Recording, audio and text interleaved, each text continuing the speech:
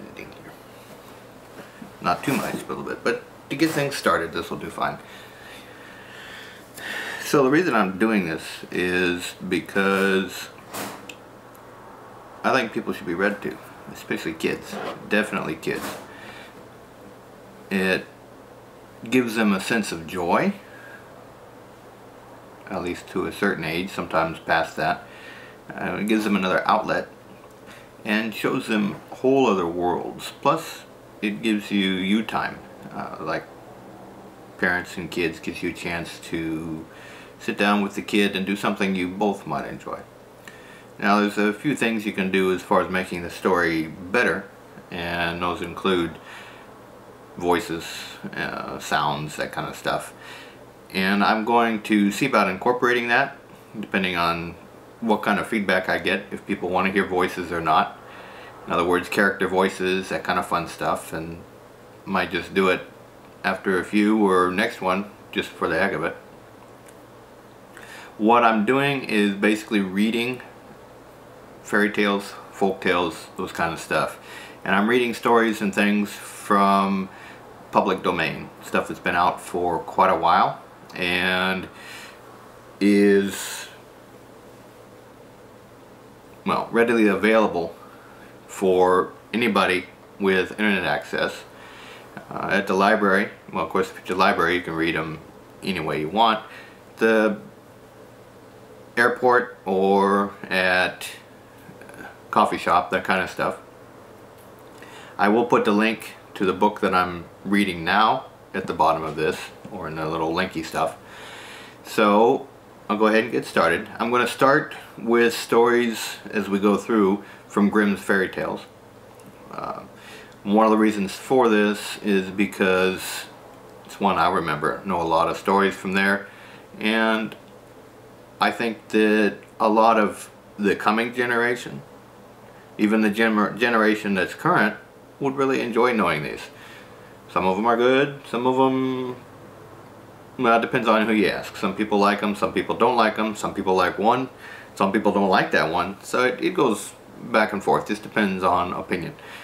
But the exposure, having a chance to sit down and have them read to you, that's where it comes from. Knowing those stories, knowing those folk tales, and knowing what that basis is, hopefully will give you a few ideas of your own.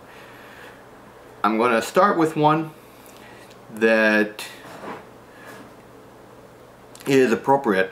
It gives us, kind of gives us a little story on how we get in a place, or how we're getting into a place, okay? So, from Grimm's fairy tales, I'm going to do traveling musicians. I am going to do these at least once a week, more if people want more, and depending on how it goes, depending on feedback, that kind of stuff, if you want to give requests, I would be willing to do those as well. If not, I'll just continue with what I think is neat and what I think people would benefit from hearing, or what I think people would enjoy hearing more so than benefit. So, alright, traveling musicians, one of Grimm's tales. So, traveling musicians. An honest farmer had once an ass that had been faithful servant to him a great many years, but was now growing old and every day more and more unfit for work. His master therefore was tired of keeping him and began to think of putting an end to him, but the ass, who saw that some mischief was in the wind, took himself slyly off and began his journey towards the great city, for there, thought he, I may turn musician. After he had traveled a little way, he spied a dog lying by the roadside and panting as if he were tired. "What makes you pant so, my friend?" said the ass. "Alas," said the dog, "my master was going to knock me on the head, because I am old and weak and can no longer make myself useful to him in hunting. So I ran away. But what can I do to earn my livelihood?" "Hark ye," said the ass, "I'm going to the great city to turn musician. Suppose you go with me and try what you can do in the same way." The dog said he was willing, and they jogged on together. They had not gone far before they saw a cat sitting in the middle of the road, and making a most rueful face. "Pray, my good lady," said the ass, "what's the matter with you? You look quite out of spirits." "Ah me," said the cat, "how can one be in good spirits when one's life is in danger? Because I am beginning to grow old, and I'd rather lie at my ease by the fire than run about the house after the mice. My mistress laid a hold of me and was going to drown me, and though I have been lucky enough to get away from her, I do not know what I am to live upon." "Oh," said the ass, "by all means, go with us to the great city. You are a good night singer, and may make your fortune as a musician." The cat was pleased with the thought, and joined the party. Keep in mind, outside the story, and I won't usually do this, but for the first one, just to get people into it, some of these fairy tales are harsher than what is politically correct now. So if you don't like that, you certainly don't have to listen to them. If you do like that, and if you just want to see what was actually written in those times, then sit back and enjoy. And I will continue with no more interruptions. So we left with the cat pleased and joining the party. So soon afterwards, as they were passing by a farmyard, they saw a cock perched upon a gate and screaming out with all his might and main. "Bravo," said the ass, "upon my word, you make a famous noise. Pray, what is all this about?" "Why," said the cock, "I was just now saying that we should have fine weather for our washing day. And yet my mistress and the cook don't thank me for my pains, but threaten to cut off my head tomorrow and make broth of me for the guests that are coming on Sunday." "Heaven forbid," said the ass. "Come with us, Master Chanticleer. It will be better, at any rate, than staying here to have your head cut off. Besides, who knows? If we care to sing and tune, we may get up some kind of concert. So come along with us." "With all my heart," said the cock, so all four went on jollily together. They could not, however, reach the great city the first day.